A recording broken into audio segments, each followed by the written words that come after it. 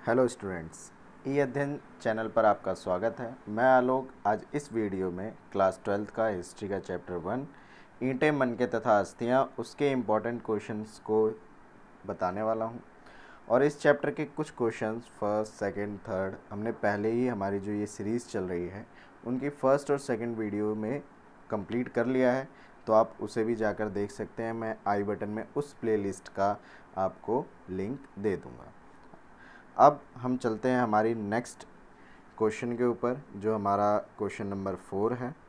आपने इससे पहले अगर वीडियो देखी होगी तो हमने थर्ड क्वेश्चन तक कर लिया था, और ये सारे के सारे इम्पॉर्टेंट क्वेश्चंस हैं आपकी 12th क्लास के। तो आज हमारा जो क्वेश्चन होने वाला है वो फोर्थ क्वेश्चन है, और उसके बाद फिफ्थ क्वेश्चन। तो हम फोर्थ क्वेश्चन में पहुंच गए हैं।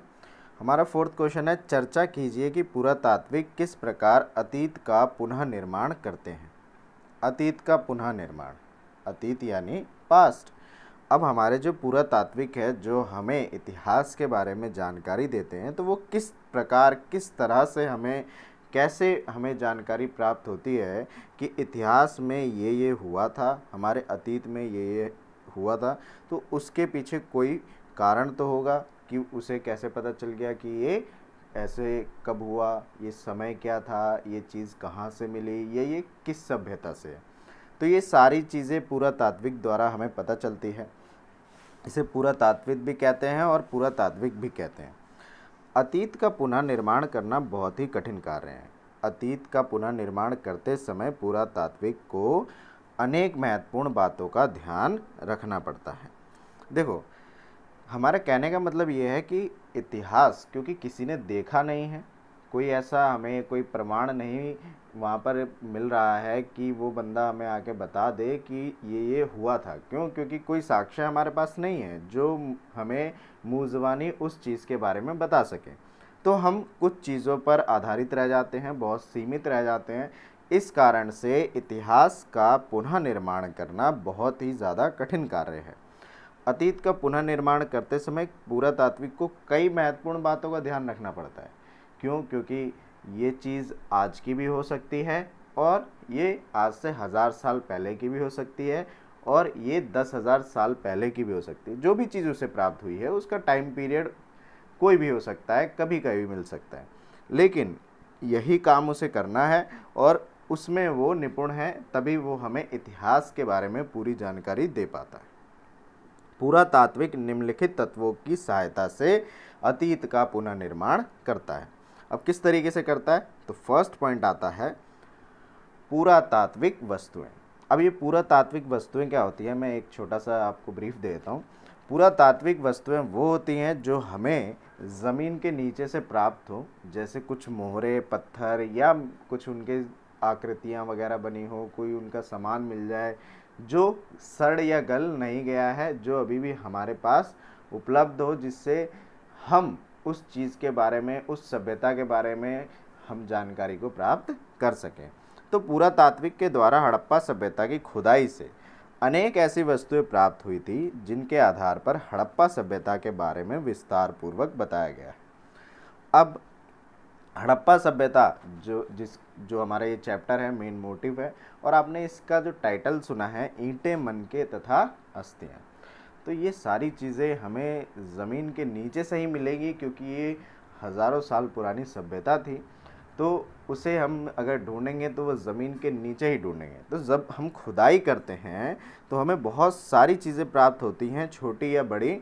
मोहरे हैं, उनमें पत्थर एवं मिट्टी के कुछ बर्तन, वस्तुएं वगैरह मिल जाती हैं।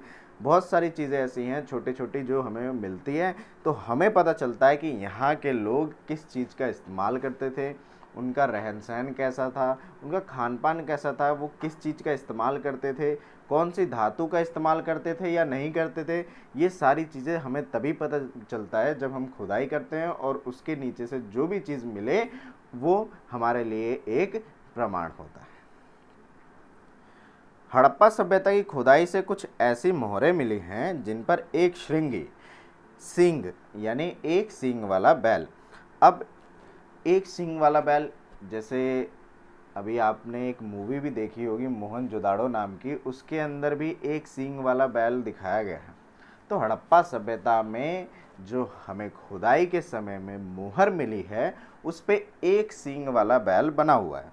अब एक सींग वाला बैल जो देखने को हमें मिल रहा है, ये हो सकता है कि उनका मन से उन्होंने किसी को भगवान के तौर पे मान रखा हो, वो भी हो सकता है, या इस प्रकार का बैल हुआ भी करता था जिसका आज तक तो कोई प्रमाण मिलता नहीं है कि एक सींग वाला बैल भी होता था। तो शायद उनकी मनोस्थिति होगी या उनका धार्मिक कोई प्रयोजन होगा, उस तौर पर उन्होंने इस चीज़ को बना रखा होगा, लेकिन हमें खुदाई से मिलता है। यह जो हमें मिला है ये लोगों की धार्मिक स्थिति, ये स्थिति थोड़ा गलत लिखा है, मैं इसको सही कर देता हूँ, स्थिति, धार्मिक स्थिति के विषय में पता चलता है।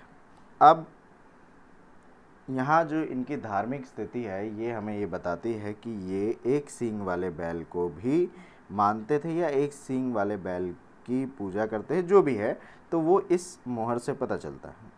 मोहनजोदड़ो से सूती कपड़ों का भी प्रमाण मिला है। अब जब खुदाई हुई तो कुछ छोटा सा कपड़े का टुकड़ा या कुछ भी हमें मिला जो कि सूती का था। अब इससे ये पता चलता है कि वो लोग सूती कपड़े का इस्तेमाल करते थे। अब सूती कपड़े का इस्तेमाल तो तभी करेंगे ना जब वो कपास की खेती करेंगे।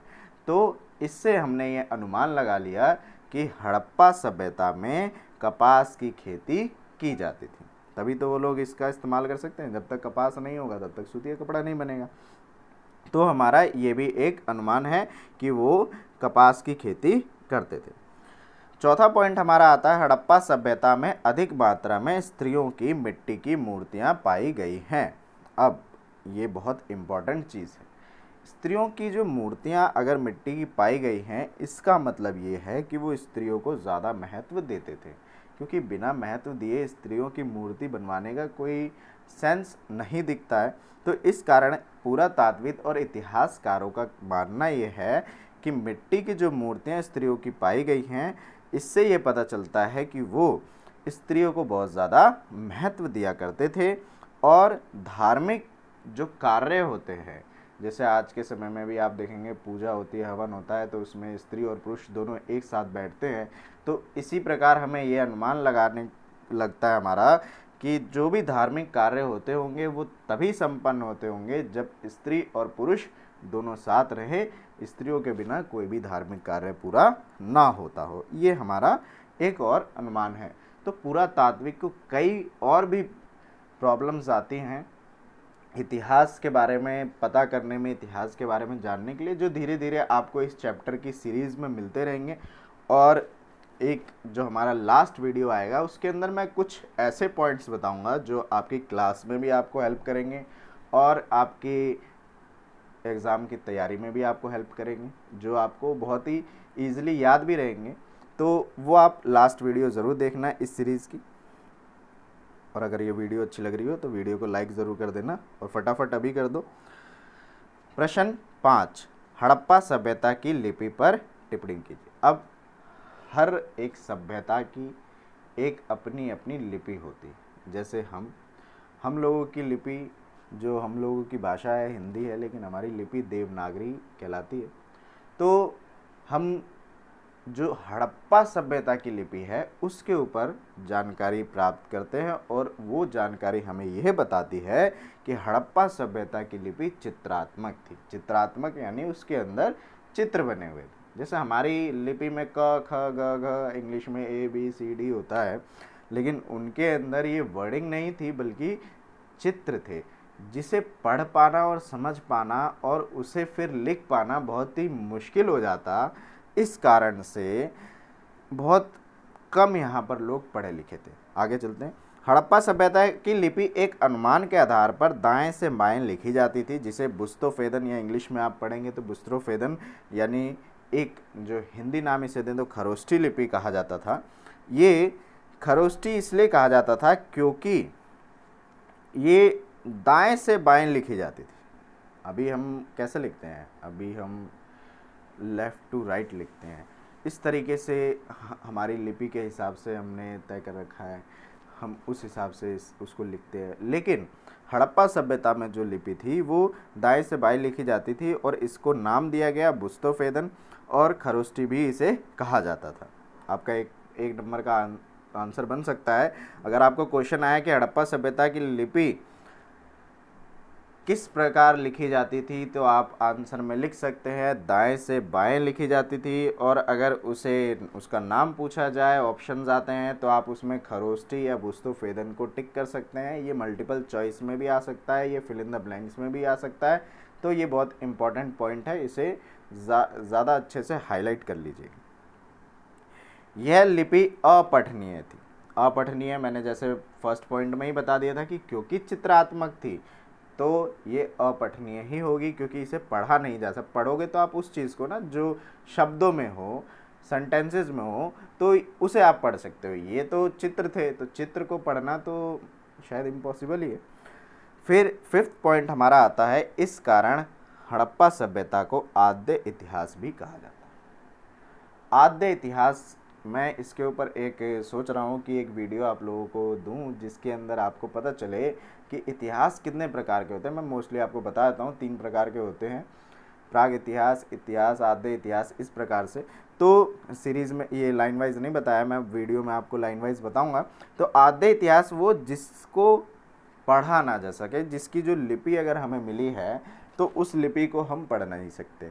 अब जैसे हमारी जो जितनी भी डॉक्यूमेंटेशन हो रही है, अगर आने वाले समय में हमारी जो पृथ्वी है इसके ऊपर इंसानों का अस्तित्व ख़त्म होता है और उसके बाद अगर दोबारा, ये तो शायद होगा ऐसा कि ऐसा हो नहीं सकता कि अगर बाद में उन्हें मिलेगा कोई हमारा प्रमाण, तो उसमें अगर कोई लिखी हुई किताब है या कुछ भी है तो वो उसे पढ़ सकते हैं, तो वो हमारे बारे में जानकारी प्राप्त कर पाएंगे। लेकिन अगर कोई ऐसी वस्तु, ऐसी किताब, ऐसे डॉक्यूमेंट्स हमें मिलते हैं जिसे हम पढ़ ही नहीं सकते, तो उससे उसकी जानकारी निकालना इम्पॉसिबल है। तो इस कारण इसे आद्य इतिहास की कैटेगरी में रखा गया है। तो ये वीडियो अगर आपको अच्छी लगी हो और आपके लिए हेल्पफुल है तो ऊपर मैं एक क्वेश्चन डालूंगा, आप उसे ज़रूर देखें आई बटन पर जाकर। इसी टाइम पर आपको वो आई बटन पर क्वेश्चन मिल जाएगा, आप उस पर येस और नो कर सकते हैं। और ये वीडियो अगर आपको अच्छी लगी है तो वीडियो को लाइक करें, शेयर करें और चैनल को सब्सक्राइब किए बिना ना जाएं।